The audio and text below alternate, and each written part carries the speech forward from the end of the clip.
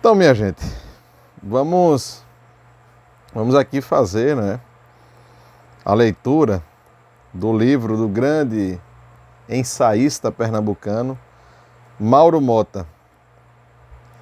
Mauro Mota de Albuquerque, nascido em Nazaré da Mata, foi membro, da Academia Brasileira de Letras, ensaísta, cronista, escritor, um homem de letras. E ele escreveu um livro, na verdade aqui é uma coletânea de algumas crônicas das coisas do Recife, chamado Modas e Modos. E hoje nós vamos trazer para vocês a leitura do Jornalismo Literário no Diário de Pernambuco. Esse é o tema. E diz aqui o subtema: o jornalismo pode alcançar níveis literários duradouros, mesmo quando na aparência preso ao circunstancial. Escritores brasileiros que começaram no Diário de Pernambuco. Então vamos lá. Registre-se uma data: 8 de julho de 1836. 8 de julho de 1836. É a do aparecimento no Diário de Pernambuco da seção Literatura, assinada pelo redator carapuceiro, que será falado daqui a pouco. Diante de tal sessão,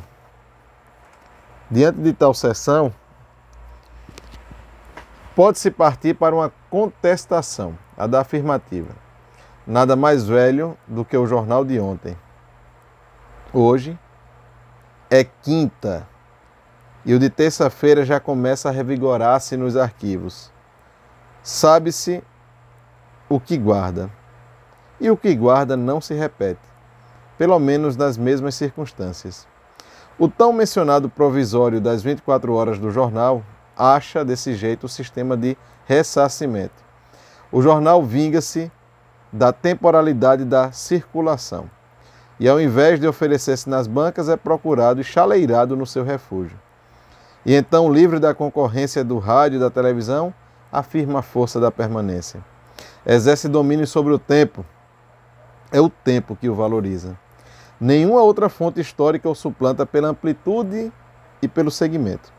Mesmo na hipótese de restrições ou de exageros elaborativos ocasionais, a fonte histórica jornalística e de um jornal de 150 anos, o Diário de Pernambuco, apresenta ainda outras vantagens sobre os demais. A de surpreender os fatos em flagrantes e em série, normalmente sem chances para fazê-los submissos a conveniências. A de ser o documentário das épocas, informando sobre o que seus habitantes fizeram e não sobre o que gostariam de ter feito. A de fixar as comunidades de todos os níveis na conduta que tiveram e com as reações que inspiraram. Ainda, por contraditório que pareça, a vantagem da presença na elaboração dos informes e comentários. Aparentemente em coerência, essa pressa representa responsabilidade e disciplina, fidelidade aos acontecimentos. Sob esse aspecto, os jornalistas têm uma especialidade acessória da qual nem se apercebem: a de repórteres, a de redatores da história. Escrevendo, é o que supõe, para o ciclo de 24 horas, escrevem, graças a Deus, do lado oposto a certos ou errados, historiadores que comem as carnes e mostram somente os ossos dos acontecimentos. Mauro Mota também foi professor, parece que foi professor de História do Ginásio Pernambucano. Voltemos aqui ao texto. Mesmo porque é, ao mesmo tempo, notícia do dia e história. A imprensa jornalística e, dentro dela, o jornalismo literário tem a sua própria história. Para Aníbal Fernandes, que trabalhou 48 anos ininterruptos no Diário de Pernambuco até 1962, o jornalismo é fato. Portanto, a arte de bem destrinchar o fato, de extrair-lhe os sumos, de percebê-lo numa ótica abrangente de gêneros e implicações, com o manejo de um equipamento de triagem para o que houve e para o que poderia haver até os extremos do que estava havendo. Depois de captar a substância jornalística e com bases nela, conduzia-se a um segundo estágio, o da sua criação. O estilo jornalístico, o seu estilo jornalístico. Seu mesmo porque nevoso e suculento, seco e curto, como queria Montaigne. Pois no escrever, só tais qualidades levam à personalização, mostram a agilidade e as faixas do autor. As outras qualidades podem ser de muitas pessoas e por isso a nenhuma pertencem especificamente. Isso porque nos outros gêneros e com mais frequência no jornalismo, porque o jornalismo é o gênero mais frequente, há fórmulas comuns para o romance, a poesia, a história, a crítica, mais ainda para o jornalismo. Tanto que os diretores de jornais jornalisticamente mais conservadores recomendam aos jornalistas novatos, logo envelhecendo no ofício, escrever de acordo com o estilo da casa. Com variantes mínimas, o estilo da casa é o estilo de muitas casas. Entra-se nela sob o risco de ficar o resto da vida entre quatro paredes. Só quando tem ânimo para reagir contra esse igualitarismo e contra essa monotonia, o novato tem chance de passar de criado a criador. Só com essa resistência ele consegue subir pelas paredes, ao invés de fazer delas os muros de sua prisão. Antes e agora, o jornal, embora tendo logicamente o núcleo no jornalismo, serve ao mesmo tempo de núcleo a outros cometimentos. Poucos escritores brasileiros não começaram pelo jornal. Alguns sem praticar o jornalismo de forma específica e disso conscientes, outros julgando praticá-lo, mas derivando para as outras áreas. Daí a constatação. Embora sendo o jornalismo um gênero literário, Alceu de Amoroso Lima, com essa caracterização em 1960, amarrou as mãos de todos quantos, por acaso, pretendessem ainda escrever ou dizer alguma coisa sobre a matéria, o seu grande ensaio de 63 páginas, O Jornalismo como Gênero Literário, deveria habitar as estantes de todas as universidades e a cabeça de todos os estudantes do jornalismo. O jornal, quanto a seu espaço, pertence mais a outros gêneros de literatura do que ao jornalismo. Mesmo para atender às diversificações no gosto dos leitores, o jornal moderno aumenta o número de seções e a maioria delas tem um jornalismo só a vizinhança da página ou coluna. O jornal é também veículo e área de confluência. Nem tudo que publica é jornalismo. Nem tudo que não publica deixa de ser jornalismo. Nem o papel, nem o tamanho do papel, nem os caracteres impressos no papel, nem o sistema de circulação, às vezes nem as intenções dos autores decidem a espécie literária. A matéria do jornal pode ser de coisa nenhuma. Mesmo integrando o jornal, o suplemento literário é ficção, poesia, história, crítica. O suplemento de economia, economia. O esportivo, esporte. Por outro lado, qualquer uma dessas coisas pode converter-se em jornalismo. O jornalismo independe do assunto, mas depende da atualidade e da atualização do assunto. Estilisticamente, da objetividade e da concisão. Da palavra partindo direta para o destino, sem enfeitar-se, sem botar cheiro, sem cortar voltas, sem esbarrar nos pontos e vírgulas, sem parar nas esquinas. O mau jornalismo não é nada, mas diga-se a mesma coisa da má literatura. O bom jornalismo pode alcançar níveis literários duradouros, mesmo quando na aparência é preso ao circunstancial do dia a dia. Depende só da espécie de tratamento que a criação ou os fatos recebam.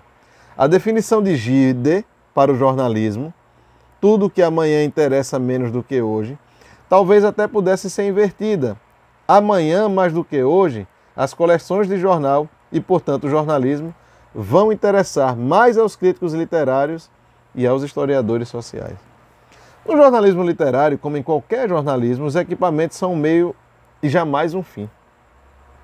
Devem servir ao jornal e não o jornal a eles. Repetem muito que o estilo é o homem, mas em certos casos, mesmo sendo do homem, o estilo é desumano.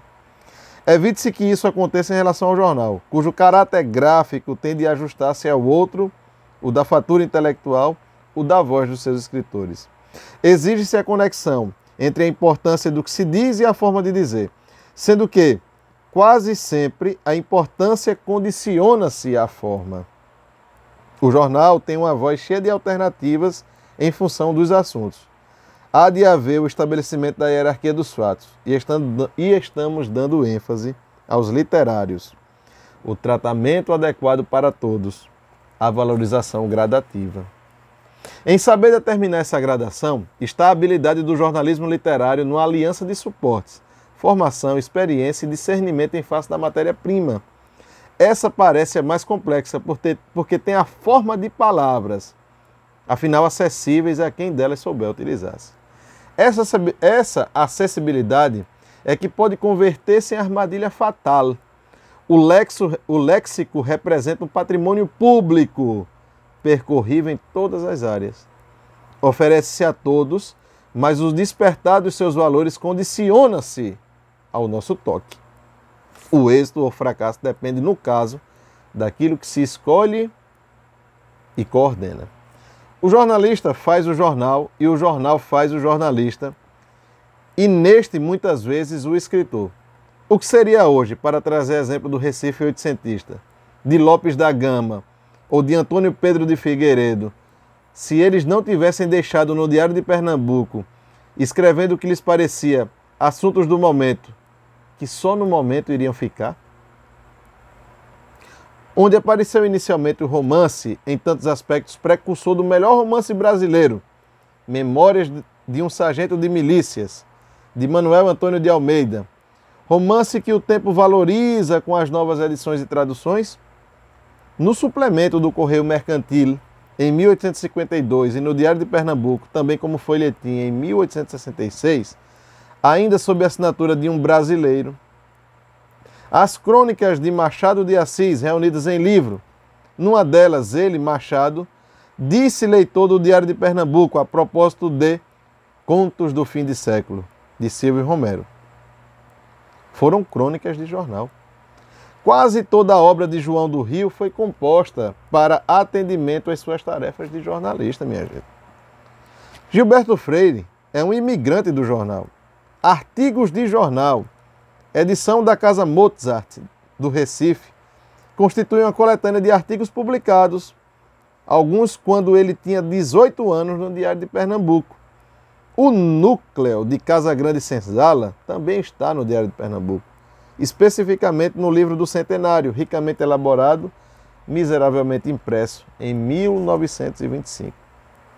Esse livro do Centenário, onde o pintor Manuel Bandeira publica os seus primeiros desenhos do Recife de Olinda, e para o qual seu xará, o grande poeta, publicou o poema então inédito Evocação do Recife, resume um século da vida pernambucana, a econômica, a literária, a artística, a jornalística, a social. Nele também os anúncios fixam a paisagem social do Recife, anúncios da botica francesa, com o melhor depurativo do mundo, o xarope Velame, para a cura radical de todas as moléstias sifilíticas, de uma firma da Rua do Imperador, especializada em artigos de montaria, já pensou? Das nossas grandes e extintas fábricas de cigarros, a Lafayette e a Caxias com suas marcas, Flor das Flores, e até me lembro até da cantiga de Santa Maria, né? Ele é chamada Flor das Flores. Telefone, Alerta, Boa Ideia e Pirilau de chá. Da Rosa Branca e da Rosa dos Alpes, os grandes armarinhos da época, de uma ótica com novo estoque de pincenês, né? Do Recife Hotel, o mais importante do estado, com luz elétrica e elevador, de um gabinete de eletricidades e raio-x do Dr. Carvalho na Rua Nova, com os agentes físicos mais modernos, especialmente indicados na tuberculose, lepra, tumores malignos, diabetes, constipação do ventre, histerismo e surdez. Também inicialmente publicados em jornal no Diário de Pernambuco foram os artigos de Oliveira Lima, de A. Bandeira de Melo, como se assinava no começo o nosso Assis Chateaubriand, Austrégésilo de Ataíde, Barbosa Lima Sobrinho, Silvio Rabelo, José Lins do Rego, Olívio Montenegro, Estevão Pinto, Álvaro Lins, Aurélio Buarque de Holanda, Valdemar Cavalcante, Diegues Júnior, Raul Lima, Rubem Navarra, então Rubens Saldanha. Os contos de José C. Cavalcante Borges, Breno Ascioli e Pera, Breno Ascioli e Pelópidas Soares, os ensaios de Haroldo Bruno, José Augusto Guerra, Edson Neri da Fonseca, Luiz Luna, Joel Pontes, Lourival Villanova, esse da Faculdade de Direito também, né? E Nelson Saldanha, também da faculdade. A poesia de Ascenso Ferreira, né? Quem não lembra, eu vou dar nota para cá, atende. Carlos Moreira, Audálio Alves, Edmir Domingues, Oliveira Litrento, Leduívo e Carlos Pena Filho. Tudo isto registrado aqui em caráter só de amostragem. Joaquim Cardoso, o nosso Cardoso, o coronel de Macambira, por ele mesmo agora identificado, estreou, vejam só a curiosidade, na edição do Diário de Pernambuco de 26 de julho de 1914, como caricaturista político. A caricatura, no caso, era do Dr. Estácio Coimbra, e a legenda do redator Jader de Andrade, o que a maneira de um outro Francisco Otaviano, o de quem passou pela vida em branca nuvem, criou um lugar comum na literatura brasileira com aquela quadrinha. Parece troça, parece, mas é verdade patente e a gente nunca se esquece de quem se esquece da gente. E o que dizer-se da obra de outros escritores de Pernambuco e do Nordeste? Qual o veículo que a levou ao público e às editoras? Nas coleções do Diário, há um interesse mais frequente do que em outras regiões, paralelo ao das ideias dos escritos, o linguístico. A começar pela expressão do pioneiro, o redator carapuceiro de 1836, uma das fontes de Pereira da Costa, colaborador do Diário de Pernambuco durante 51 anos, quando Pereira da Costa organizou o seu vocabulário pernambucano, de 755 páginas. O tempo e a paciência inexistentes para a composição de um glossário tenta-se compensar aqui com palavras pegadas, ali ou acolá, nas colaborações do redator carapuceiro, parodiador de Os Lusíadas, no poema A Coluncida. Ele chamava as coisas insignificantes de bagatela e as criaturas inferiores de bandalho ou beldroegas, zanga de birra, pessoa ridícula ou leviana de bonifrates, ignorante de ordalengo, carteira de bruaca, coisa ou pessoa velha de cangaço, chaleirá de levar em charola, comedor de bola em repartição pública, concussionário, galanteador, damejador. O ato de galantear, mandamismo. Tapiação, embaçadela. O glutão, filopança. O devasso, frascário. É interessante que na minha cidade, em Catenda, existe um bloco carnavalesco chamado Filopança. Talvez tenha relação com isso aqui, com glutão, né? O devasso frascário, homem desajeitado, jongás. Bolo era machacás, negligente e preguiçoso. Manembro, ninharia nonada. Tapiador, pelotiqueiro, de pelótica. Vadio, trampolineiro ou tunante. Velhaco, velhaquete. E ele mesmo, como se chamava? Quase toda a gente conhece-lhe o nome completo. Frei Miguel do Sacramento Lopes Gama. Foi o diabo a quatro, isto é, muita coisa em Pernambuco. Beneditino, diretor do curso jurídico, diretor do liceu. O primitivo nome do nosso, também fazendo agora 150 anos, ginásio pernambucano, deputado. Mas o que foi mesmo para valer na história foi escritor. Peça mestra do diário no século XIX.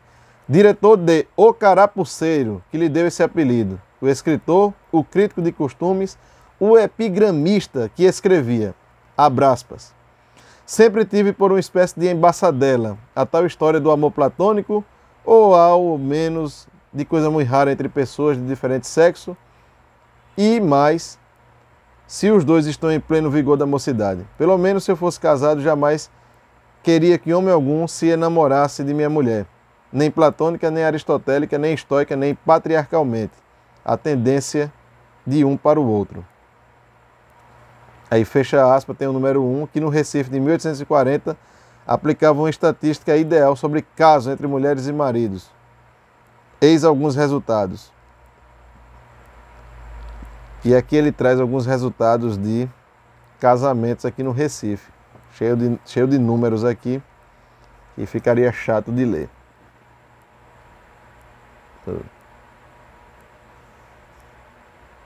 Mas Não se aponta entre nós, escreveu seguindo aqui, não se aponta entre nós, escreveu Olívio Montenegro, quem melhor tivesse estudado até hoje, 1945 no caso, os grandes clássicos da língua portuguesa, Camões, Damião de Góes, Vieira. Luiz Delgado salienta em Lopes Gama a invenção mental e a graça de expressão que deixavam transparecer algo mais profundo, a intenção de moralista. Qual a opinião de Lopes Gama sobre a gramática? Isso aqui está no Carapuceiro, né? No jornal, número 58, de 19 de outubro de 1842. Muita gente crê que o estudo da gramática é quanto basta, mas primeiramente, como já disse, o que se ensina em as aulas, debaixo do nome de gramática portuguesa, de nada serve aos meninos. E ainda quando a aprendessem capazmente, ela só serviria para falar sem erros de sintaxe, de concordância e de regência. Mas que distância não vai de falar ou escrever corretamente a falar e escrever bem? A índole, o gênio, as belezas, a força, os idiotismos de qualquer língua não vêm, nem é possível aprender nas suas respectivas gramáticas. Todas essas coisas só as ensina a eloquência nacional, a frequente lição dos clássicos com a devida crítica e a comunicação com literatos que falem bem. Mas não se crê que, para ter voto nesta, aliás, muito importante matéria, basta ser padre, médico, bacharel formado em leis, etc. Pois bem podem tais sujeitos ter estudado muitas matérias de sua profissão e a respeito de línguas serem absolutamente leigos. E sobre eloquência, não há coisa mais odiosa,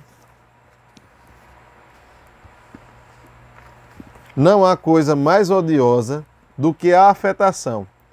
E não só na reputação dos eruditos, mas ainda no juízo da gente do vulgo. Por muitos modos se comete este vício, mas o princípio mais geral, a que todos vão parar, é quando parece que se dizem as coisas por amor às palavras, e não as palavras por amor às coisas, que é, segundo o prescrito da natureza, o único fim para que devem servir. De maneira que toda a beleza das palavras, que não nasce de sua união com as coisas, é fantástica, é afetação e supõe gosto estragado. Contemporâneo de Lopes Gama, e como ele extraordinariamente representativo dos valores do diário, na primeira metade do 19, aparece Antônio Pedro de Figueiredo, em quem se lembra mais o reformista social, o antecipador de ideias ainda hoje válidas sobre uso da terra, distribuição de gêneros, migrações, assistência a menores, sistema penitenciário, etc., mas que, junto disso e com prevalência sobre isso, comportava-se como professor de língua nacional no ginásio pernambucano e literado de bom tom, como se dizia no tempo. Veja-se a conceituação aparecida em O Progresso sobre a crítica literária no Brasil, abre aspas. O crítico, ao julgar qualquer produto intelectual, deve apenas indicar ao autor os defeitos de sua obra e destarte e habilitá-lo para compor outra superior à primeira. Mas, na época em que a literatura nasce, o papel do crítico tem muito maior importância, porque então ele contribui a formar a opinião pública e deve esforçar-se para que não sejam adotadas essas situações impossíveis, esses caracteres de convenção, esse estilo guindado e farto de imagens de mau gosto. E, em 1848, moda das imagens da harmonia do ritmo e contrastam com a maior. Abre aspas. Junta a poesia da ideia, a elegância da forma, ao brilhantismo das imagens, a harmonia do ritmo, e contrastam com a maior parte dessas criações monstruosas de que estamos inundados, a pretexto de sonetos, odes, canções, etc. E onde quando há uma ideia, se acha afogada no meio de uma multidão de incidentes e epítetos amontoados pela necessidade da versificação, as poesias são belas e harmoniosas. Raras vezes encontra nelas o leitor essas palavras ociosas enxertadas de propósito para o complemento dos versos. Aí tudo ocorre suavemente, com ritmo e melodia. Para sua revista O Progresso, literária, científica e social, como estava no folheto de rosto, Antônio Pedro de Figueiredo atraiu os valores residentes no Recife, entre eles Valtier, com as ideias reformistas, Torres Bandeira, que viria a substituí-lo, e Maciel Monteiro, de quem a revista publicou várias composições, inclusive a estrofe, que talvez seja a mais bela do Romântico, de quem pode ver-te sem morrer de amores. Um anjo, aí diz aqui o verso, né? O anjo vos seguiu para guardar-vos, e quais gêmeos, um no outro retratado, quem pode distinguir o anjo que guarda do anjo que é guardado? Mas a parte do seu acervo, no qual Antônio Pedro de Figueiredo mais se identifica com o leitor atual, é a contida em A Carteira, seção que manteve no Diário de Pernambuco entre as décadas de 1840 e 50, sob o pseudônimo de Abdala El Kratifi, seção onde comenta as comemorações de Natal em Pernambuco. As comidas. O lombo do porco levanta-se soberbo, parece até que se comia o porco vivo.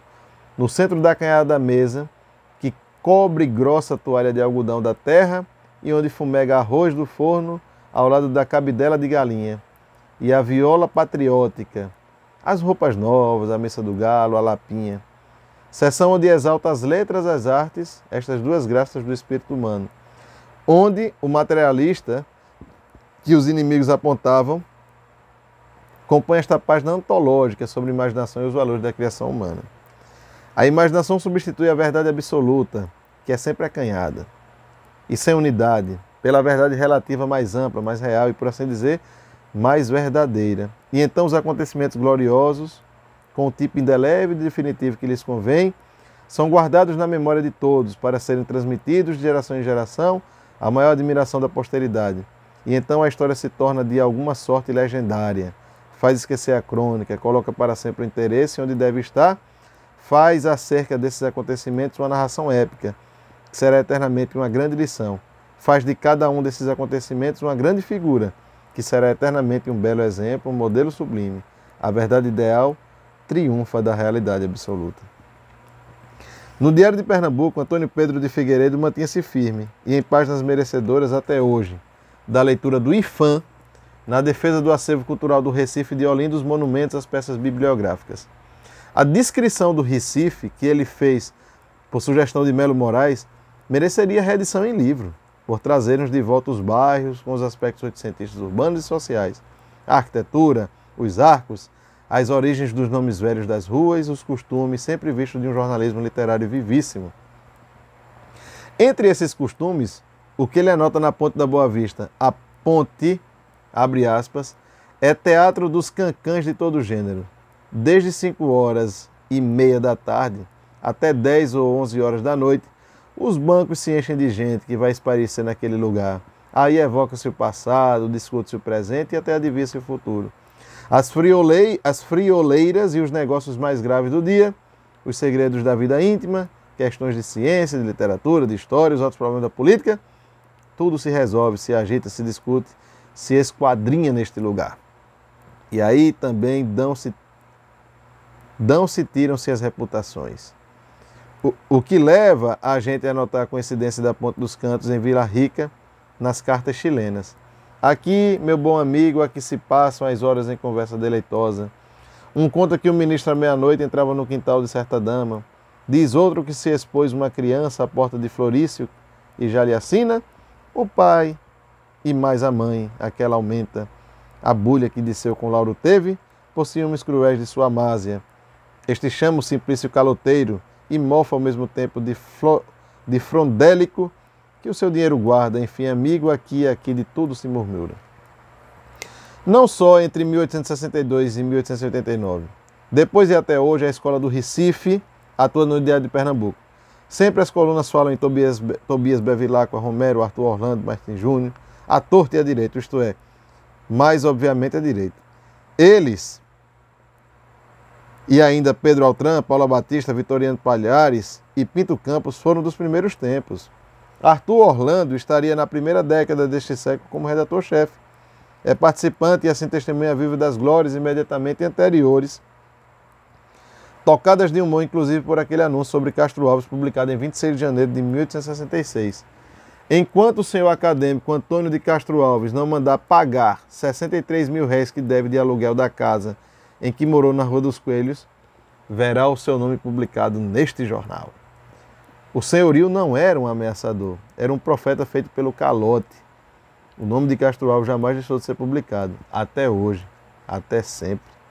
A década de Arthur Orlando teve um povoamento atuante, Assis Chateaubriand, Alfredo de Carvalho com seus artigos de investigação histórica, Aníbal Freire com a coluna de orientação literária, matinais, Faria Neves Sobrinho e Manuel Monteiro com os epigramas, e em 1908, Áureo, Gilberto Amado, nos golpes de vista da primeira página, escrevendo a favor dos poetas, sobre o ódio dos escritores.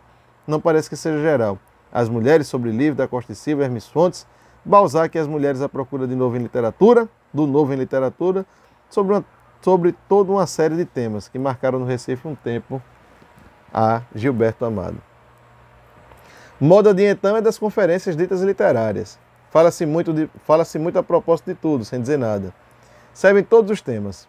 Fala Manuel Monteiro sobre namoro e casamento, Luciano Pereira da Silva sobre grampos dos cabelos das moças, Rafael Pinheiro sobre o espelho, Sebastião Sampaio no Santa Isabel sobre olhos.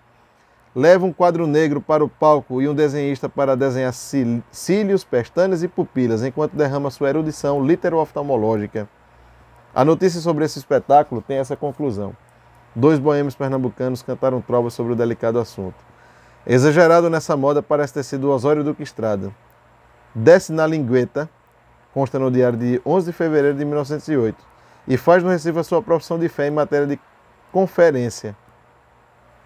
E para discorrer sobre o leque e sobre trovas populares no Salão do Gabinete Português de Leitura, mostra, e essa parte da notícia é antológica, que, abre aspas, o objetivo derivou dos galhos das árvores, não sendo nova, portanto, a comparação comumente empregada em poesia, quando se fala em leques das palmeiras. Mostra que o mistério especial do objeto é o de afugentar os insetos e renovar o ar nas alcovas e banquetes. Quanto à poesia popular, esquece que antes dele, Duque Estrada já estavam em Pereira da Costa com o folclore pernambucano. E antes ainda, Celso Magalhães com a pesquisa precursora realizada em Pernambuco, Poesia Popular Brasileira. Celso Magalhães. E a poesia de cordel com a vivacidade, a mesma contemporânea, por exemplo, de um Lorival Batista, de São José do Egito.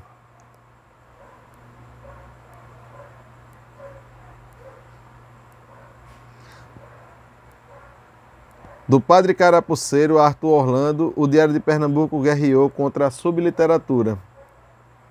Guerra longa, ultrapassando em 50% a dos 100 anos. E ganhou a guerra da expressão. Nada mais de proceder como aquele repórter a quem o secretário da redação designara para fazer a reportagem de uma festa de Natal no aeroporto dos Guararapes, reunindo Marinha Aeronáutica, e que veio com este achado de título, Confraternização dos Filhos de Netuno com os discípulos de Ícaro. Hoje, no Diário de Pernambuco, o lema é tirado das Memórias Históricas da Província de Pernambuco, de José Bernardo Fernandes Gama. De circunlocuções eu nada sei. O caso conto como o caso foi. Da minha frase, na constante lei, o ladrão é ladrão, o boi é boi. E aqui terminamos essa primeiro crônica aqui de Mauro Mota, que falou o jornalismo literário no Diário de Pernambuco. Em seguida, viremos com mais outros textos de Mauro Mota, trazendo um Recife que já não existe mais. Muito obrigado.